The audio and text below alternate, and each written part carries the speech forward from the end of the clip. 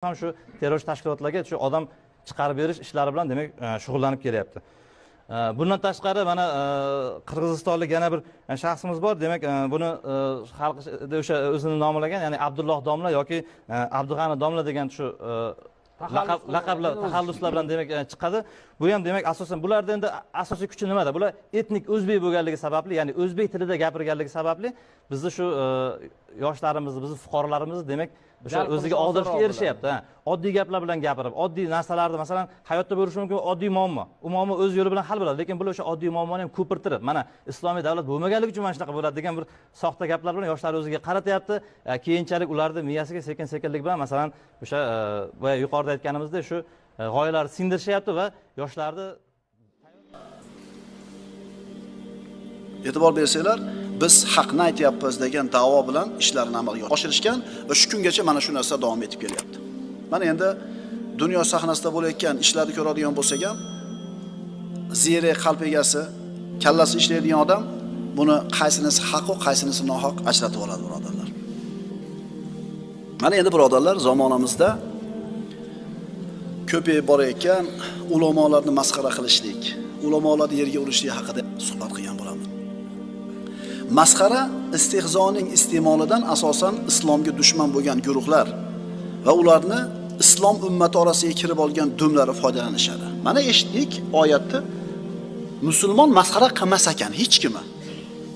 O'zidan past bo'lganlarni ham masxara qilmas ekan. Endi tevada bo'lgan, o'zidan yuqori bo'lgan, badavlat bo'lgan, ilmli bo'lgan, quvvatli bo'lganda masxara qilish emas, o'zidan pastni ham masxara qilmas ekan. Endi masxarani kim ishlatar ekan? Dinimizning dushmanlari va ularning malaklari. Ular musulmon ulamolarini masxara qilish siyosatini qadimdan amalga oshirib kelishadi. Bu uslub bilan musulmon ummatining qalbida ilm ulug'vorligini ketkazishni xohlaydilar.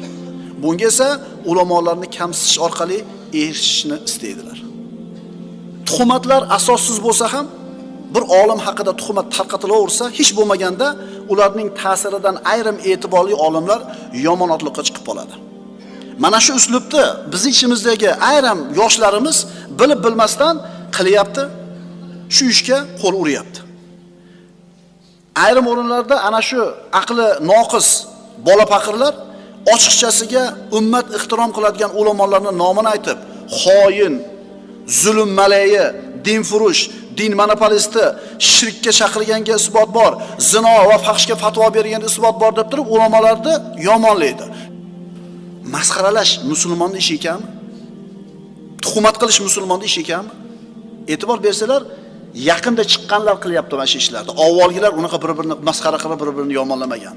Falonchi olim haqida nima deysiz desa, hay, o'ylab gapir, juda ham bir oliyjanob odam. Unaqa odamlar yo'q. Qarilar shunaqa der edi, o'zini davridagi olimlarini. Bizda hozir qana bo'lyapti? O'zi tajvidni bilmaydi.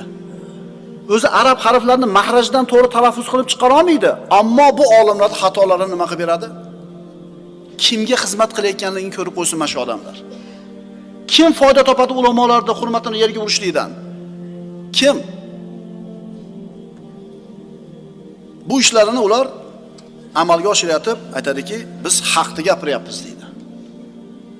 O'zi hozir aytayotganimizdek, o'qimaganligini, ilmi yo'qligini ochiqchasiga tan oladi-yu, ammo ulamolarni adashganligini aniq aytishadi, haqni bayon qilayotganligini da'vo qilishadi. Qaranglar, hamma o'zini haq deb biladi.